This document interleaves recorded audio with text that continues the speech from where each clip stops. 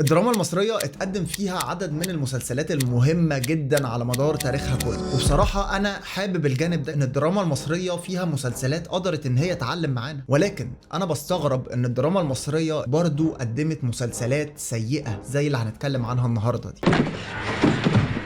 اعمل نفسك ميت، اعمل نفسك ميت. مسلسلات بصراحة مش عارف هي ايه لازمتها واتعملت ليه اساسا. وخلينا نبدأ النهاردة بأسوأ 10 مسلسلات في تاريخ الدراما المصرية. يلا بينا. ونبدأ بالمسلسل الأول وهو مسلسل ألف حمد لله على السلامة. هندسه احب المحلسه. ابيل بيب كده هو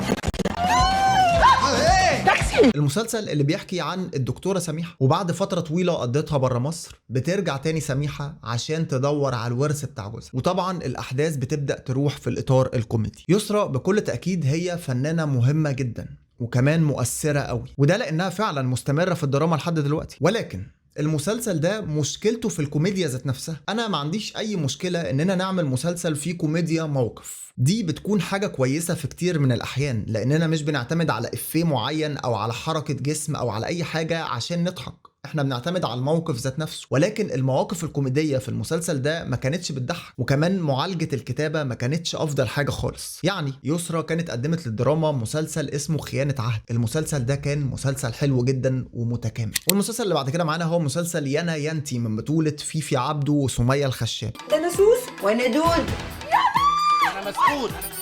انا مسعود بس. ايه حنكنا دي الماوي.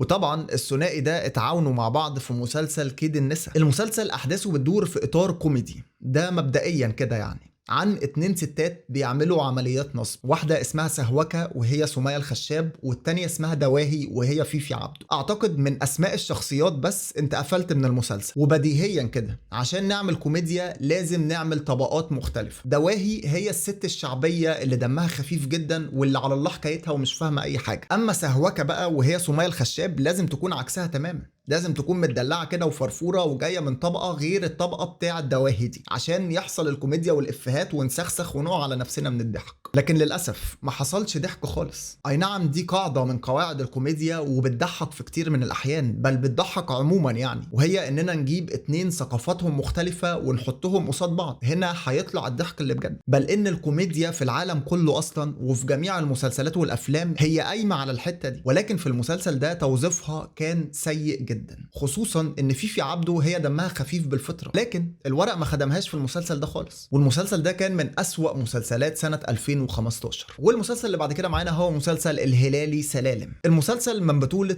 نضال الشافعي.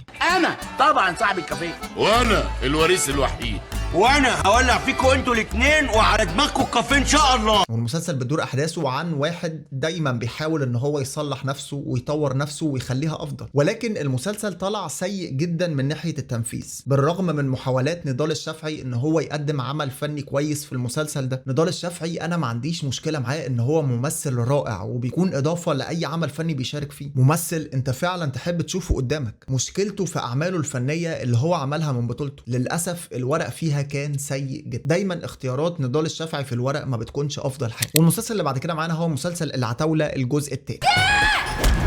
الشمال مش جاي هو راجل خراب. هي الحكايه هتكبر وتوسع مننا ولا ايه؟ المسلسل من بطولة أحمد السقا وطارق لطفي وباسم سمرة. المسلسل اللي بيحكي عن خضر ونصار، الاتنين اللي بيعملوا عمليات سرقة وبتقابلهم مشاكل كتير جدا في حياتهم، والمشاكل دي بيكون سببها هو عيسى الوزان. عيسى الوزان اللي فجأة وبدون أي مبرر قوي طلع إن هو ما ماتش في نهاية الجزء الأول عشان يكمل أحداث الجزء الثاني معاه. الجزء الأول من المسلسل فعلا كان جزء حلو جدا ومتكامل من حيث القصة والإخراج وحتى الأداء التمثيلي. استغلالهم لاسم المسلسل عشان يعملوا جزء تاني خلاهم يتسرعوا ويطلعوا فكرة مفككة تماما في الجزء التاني. مش عارف حرفيا امسك لها خيط هي ماشية عليه. يمكن مشاهد الاكشن في المسلسل ما كانتش وحشة، وده لان المخرج احمد خالد موسى بيعرف يخرج اكشن كويس، وكان اخراجه في المسلسل ممتع سواء في الجزء الاول او في الجزء التاني. المسلسل اللي بعد كده معانا هو مسلسل سرايا حمدين اللي من بطولة سامح حسين. انا هعرفكم كلكم مين هو حمدين. حمدين باشا الناشف. المسلسل اللي احداثه بتدور عن حمدين اللي بيورث قصر من جدا. وبعد كده بقى بتتوالى الاحداث في اطار كوميدي. سامح حسين برضو ممثل كوميديان كويس وليه لون في نوعية الكوميديا اللي هو بيقدمها، واللي في الغالب بتكون موجهة للأطفال بشكل أكتر، ودي حاجة مش وحشة. إسعاد الأطفال في حد ذاته حاجة جميلة جدا. هل مسلسل سرايا حمدين هو مسلسل كويس ولا لا؟ المسلسل مش بمستوى المسلسلات الكوميدية اللي كانت بتتقدم على الأقل في الفترة دي، وكمان المسلسل ما حققش نجاح خالص لما اتعرض عكس باقي المسلسلات الكوميدية اللي كانت بتتقدم في الفترة دي. ولكن سامح حسين عمل في بدايته مسلسلات أروع بكتير جدا من مسلسل سرايا حمدين، زي عبودة ماركة مسجلة واللص والكتاب. والمسلسل اللي بعد كده معانا هو مسلسل لما الثعلب فات، المسلسل اللي من بطولة يحيى الفخراني ومحمود مرسي. المسلسل اللي بيحكي عن نديم بهنس واللي بيعمل عمليات نصب بالتعاون مع صاحبه. نديم اللي بيبرر النصب لنفسه على انه فن، وبيقنع نفسه وبيقنع صاحبه ان هم فنانين في مجال النصب، وبيعملوا هم الاتنين عمليات نصب اكتر واكتر لحد ما بيتورطوا في مشكلة كبيرة جدا هم الاتنين. فكرة تعاون نجمين مهمين، وهنا كلامي على العبقري يحيى الفخراني والفنان القدير محمود مرسي في عمل فني واحد، دي فكرة في حد ذاتها حلوة قوي. ولكن هل التعاون ده هيكون مثمر بالنجاح ولا لا؟ المسلسل مفيش كلام ان هو حقق نسب مشاهدة عالية لما اتعرض، وده امر طبيعي. يحيى الفخراني نجم جماهيري مهم، وكمان محمود مرسي، ولكن المسلسل ما كانش بمستوى اعمالهم اللي هم قدموها قبل كده، فبالتالي المسلسل ما عاش مع الجمهور زي باقي اعمال يحيى الفخراني او محمود مرسي. المسلسل اللي بعد كده هو مسلسل عسل وقشطه من بطولة سمير غانم الله يرحمه وعلا غانم.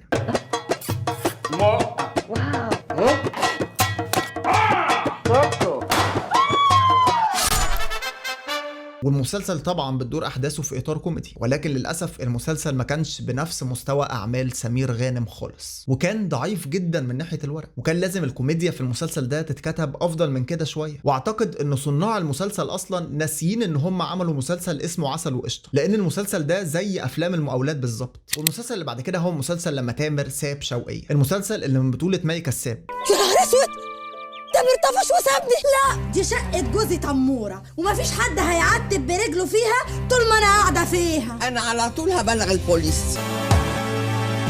واللي بتدور احداثه في اطار كوميدي عن تامر اللي بيسيب شوقية وابنها ربيع فجأة. مسلسل تامر وشوقية اللي هو المسلسل الاصلي، يعني قبل ما ناخد منه حكاية ونروح نعملها في جزء جديد او سلسلة جديدة، هو كان مسلسل كويس جدا والكوميديا فيه كانت متنفذة كويس. واعتقد ان وجود احمد الفيشاوي مع مي كساب في الاجزاء الاولى كانوا عاملين دويتو حلو قوي، ولكن لما تامر ساب شوقية كان مكتوب وحش قوي، والمعالجة الدرامية في المسلسل كانت اسوأ مما يكون. والمسلسل اللي بعد كده معانا هو مسلسل ب100 راجل، المسلسل اللي بيحكي عن غالية اللي شغالة سواقة ميكروباص وبتواجه أزمات ومشاكل كتير جدا في حياتها خلال أحداث المسلسل. فكرة المسلسل مش وحشة، ولكن تنفيذ المسلسل ما كانش أفضل حاجة خالص. والمسلسل الأخير معانا هو مسلسل برستيج، المسلسل اللي من بطولة محمد عبد الرحمن ومصطفى غريب. المسلسل ده اتعمل له دعاية كتير جدا لدرجة ان انا كنت بقوم من النوم كده اشوف بوستر للمسلسل في السقف عندي. يعني كتر الدعاية دي بتأكد اننا هنشوف مسلسل ما حصلش في الدراما المصرية، او على الاقل يعني هيكون من افضل مسلسلات السنة. للأسف مع كل الدعاية والبروباجندا اللي اتعملت حوالين المسلسل دي ما طلعش مسلسل كويس، والسيناريو بتاع المسلسل ده كان فيه مشاكل كتير جدا كفيلة ان هي تخلي المسلسل واحد من أسوأ المسلسلات. وبالرغم من ان المسلسل ده ممكن يكون حقق نسب مشاهدة عالية قوي، ولكن المسلسل ما نجحش عند الجمهور خالص. وطبعا المخرج عمرو سلامة اللي ليه مسلسلات وافلام حلوة جدا. الدراما المصرية زي ما قلنا فيها مسلسلات كتير جدا حلوة اتعملت، مسلسلات فعلا قدرت تأثر فينا بشكل كبير وقدرنا اننا نتعلق بيها وتعلق في الذاكرة بتاعتنا. ولكن في برضو مسلسلات سيئة اتعملت في الدراما المصرية، مسلسلات بعضها ممكن يكون فكرته حلوة